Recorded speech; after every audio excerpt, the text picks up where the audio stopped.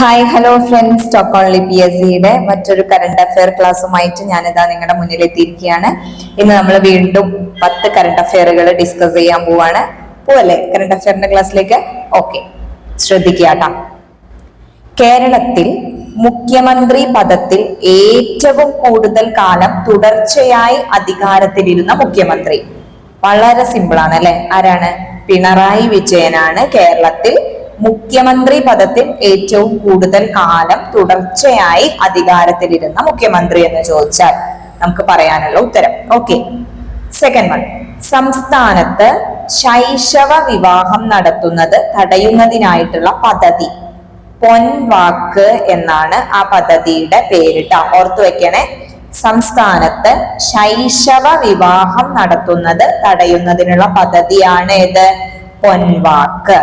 Next, Wayanad പഞ്ചായത്തിന്റെയും ജില്ലാ ജൈവ വൈവിധ്യ പരിപാലന സമിതിയുടെയും നേതൃത്വത്തിൽ നടത്തിയ കാലാവസ്ഥാ ഉച്ചകോടിയാണ് ജാതിരെ. എന്താണ് ജാതിരെ? വയനാട് പഞ്ചായത്തിന്റെയും ജില്ലാ ജൈവ വൈവിധ്യ പരിപാലന സമിതിയുടെയും നേതൃത്വത്തിൽ നടത്തിയ കാലാവസ്ഥാ ഉച്ചകോടി ജാതിരെ. നെക്സ്റ്റ്, സംസ്ഥാന നിയമവകുപ്പ് പോക്സോ നിയമത്തെ കുറിച്ച് നിർമ്മിച്ച ഹ്രസ്വചിത്രം. സംസ്ഥാന നിയമവകുപ്പ് പോക്സോ നിയമത്തെ കുറിച്ച് നിർമ്മിച്ച ഹ്രസ്വചിത്രമാണ് മാറ്റൊലി. ഏതാണ്? മാറ്റൊലി. സംസ്ഥാന നിയമവകുപ്പ് പോക്സോ നിയമത്തെ കുറിച്ച് നിർമ്മിച്ച ഹ്രസ്വചിത്രം ഏതാണ്? മാറ്റൊലി. ക്ലിയർ ആവുന്നുണ്ടല്ലോ? നെക്സ്റ്റ്, ബ്രഹ്മപുരം മാലിന്യ പ്ലാന്റ് പ്രമേയമാക്കി അനിൽ തോമസ് സംവിധാനം ചെയ്ത സിനിമയാണ് ഇതുവരെ. എന്താണ്? ഇതുവരെ. ഏതാണ്? ബ്രഹ്മപുരം മാലിന്യ പ്ലാന്റ് ആണ്. ബ്രഹ്മപുരം മാലിന്യ പ്ലാന്റ് പ്രമേയമാക്കിയിട്ട് അനിൽ തോമസ് സംവിധാനം ചെയ്ത സിനിമ ഏതാന്ന് ചോദിച്ചാൽ ഏതാ പറയേണ്ടത്? ഇതുവരെ. നെക്സ്റ്റ്, അയ്യങ്കാളിയുടെ ജീവിതം പ്രമേയമാക്കി നിർമ്മിക്കുന്ന ചലച്ചിത്രമാണ് കതിരവൻ. ഏതാണ്? കതിരവൻ. അപ്പൊ ഹ്രസ്വചിത്രം നമ്മൾ പഠിച്ചു. മാറ്റൊലി എന്തുമായി റിലേറ്റ് ചെയ്തായിരുന്നു? സംസ്ഥാന നിയമവകുപ്പ് പോക്സോ നിയമത്തെ കുറിച്ച് നിർമ്മിച്ച ഹ്രസ്വചിത്രമാണ് മാറ്റൊലി. ഇതുവരെയോ? ബ്രഹ്മപുരം മാലിന്യ പ്ലാന്റ് പ്രമേയമാക്കി അനിൽ തോമസ് സംവിധാനം ചെയ്ത സിനിമയാണ് ഇതുവരെ. കതിരവൻ എന്താണ്? അയ്യങ്കാളിയുടെ ജീവിതം പ്രമേയമാക്കി നിർമ്മിക്കുന്ന ചലച്ചിത്രമാണ് കതിരവൻ. സംവിധാനം ചെയ്തത് അരുൺ രാജനാണ് എന്നുകൂടി ഓർത്തു വയ്ക്കാം. നെക്സ്റ്റ്, അക്ഷരോം കി സായി എന്ന ആത്മകഥ. അക്ഷരോം കി സായി എന്ന ആത്മകഥ രചിച്ചതാരാണ്? അമൃതം പ്രീത ട്ടോ. അമൃതം പ്രീതത്തിന്റെ മുമ്പും കറണ്ട് അഫയേഴ്സുകൾ നമ്മൾ ഡിസ്കസ് ചെയ്തിട്ടുണ്ട്. നമ്മളുടെ ഈ 10 കറണ്ട് അഫയറുകളിൽ അമൃതം പ്രീതത്തിനെ കുറിച്ച് നമ്മൾ മുമ്പും ഡിസ്കസ് ചെയ്തിട്ടുണ്ട്. ഇമ്പോർട്ടന്റ് ആണ്. നന്നായി അവരുടെ എല്ലാ കാര്യങ്ങളും പഠിച്ചു വെക്കുക കേട്ടോ. അക്ഷരോം കി സായി എന്ന ആത്മകഥ എഴുതിയത് അമൃതം പ്രീതമാണ്. നെക്സ്റ്റ്, മോഹൻലാൽ അഭിനയ കലയുടെ ഇതിഹാസം. എന്താണ്? മോഹൻലാൽ അഭിനയ കലയുടെ ഇതിഹാസം എന്ന പുസ്തകം എഴുതിയത് പ്രൊഫസർ KM സാനു. വളരെ വളരെ ഇമ്പോർട്ടന്റ് ആണ്. അപ്പൊ പ്രൊഫസർ KM സാനുവിന്റെ പല കാര്യങ്ങളും നമ്മൾ ഇതിന്റെ മുമ്പ് പഠിച്ചു വെച്ചിട്ടുണ്ട്. റിനൈസൻസിൽ പലരുടെയും കഥകൾ എഴുതിയ ആളാണ് സാനു. അപ്പൊ ആളുമായി റിലേറ്റ് ചെയ്ത കാര്യങ്ങളും കൂടെ പഠിച്ചു വെക്കാം. മോഹൻലാൽ അഭിനയ കലയുടെ ഇതിഹാസം എന്ന പുസ്തകം എഴുതിയത് professor MK Sanu. Clear? PSLV C57. ഏതാണ്? PSLV C57 ഉള്ള ഇലക്ട്രോണിക്സ് മൊഡ്യൂളുകളുടെ വിതരണക്കാരായ കേരളത്തിലെ പൊതുമേഖലാ സ്ഥാപനം ഏതാണ്? കെലട്രോൺ ആണ്. ഓക്കെ, PSLV C57 ഉള്ള ഇലക്ട്രോണിക്സ് മൊഡ്യൂളുകളുടെ വിതരണക്കാരായ കേരളത്തിലെ പൊതുമേഖലാ സ്ഥാപനം ഏതാന്ന് ചോദിച്ചാൽ കെലട്രോൺ. ഓക്കെ, നമ്മളുടെ 10ാമത്തെ കറണ്ട് അഫെയറിലേക്ക് നമ്മൾ കടക്കുകയാണ്. ഏതാണ്?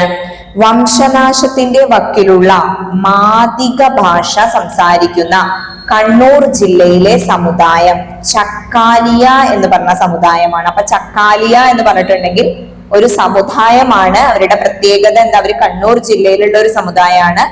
വംശനാശത്തിന്റെ വക്കിലുള്ള മാദിക ഭാഷ സംസാരിക്കുന്ന കണ്ണൂർ ജില്ലയിലെ സമുദായമാണ് ചക്കാലിയ. അത്രയും ഭാഗം ക്ലിയർ ആയല്ലോ? ക്ലിയർ. ഒന്നും കൂടി നമുക്ക് നോക്കാം. അതായത് വംശനാശത്തിന്റെ വക്കിലുള്ള മാദിക ഭാഷ സംസാരിക്കുന്ന കണ്ണൂർ ജില്ലയിലെ സമുദായമാണ് ചക്കാലിയ. PSLV C57 ഉള്ള ഇലക്ട്രോണിക്സ് മൊഡ്യൂളുകളുടെ വിതരണക്കാരായ കേരളത്തിലെ പൊതുമേഖലാ സ്ഥാപനമാണ് കെലട്രോൺ. മോഹൻലാൽ അഭിനയകലയുടെ ഇതിഹാസം എന്ന പുസ്തകം എഴുതിയത് പ്രൊഫസർ MK സാനു ആണ്. അക്ഷരോം കി സായി എന്ന ആത്മകഥ എഴുതിയത് അമൃതം പ്രീതമാണ്. അയ്യങ്കാളിയുടെ ജീവിതം പ്രമേയമാക്കി നിർമ്മിക്കുന്ന ചലച്ചിത്രമാണ് കതിരവൻ. അരുൺ രാജനാണത് സംവിധാനം ചെയ്യുന്നത്. ബ്രഹ്മപുരം മാലിന്യ പ്ലാന്റ് പ്രമേയമാക്കി അനിൽ തോമസ് സംവിധാനം ചെയ്ത സിനിമയാണ് ഇതുവരെ. സംസ്ഥാന നിയമവകുപ്പ് പോക്സോ നിയമത്തെക്കുറിച്ച് നിർമ്മിച്ച ഹ്രസ്വ ചിത്രമാണ് മാറ്റുലി. വയനാട് പഞ്ചായത്തിന്റെയും ജില്ലാ ജൈവ വൈവിധ്യ പരിപാലന സമിതിയുടെയും നേതൃത്വത്തിൽ നടത്തിയ കാലാവസ്ഥാ ഉച്ചകോടിയാണ് ജാത്തിരെ.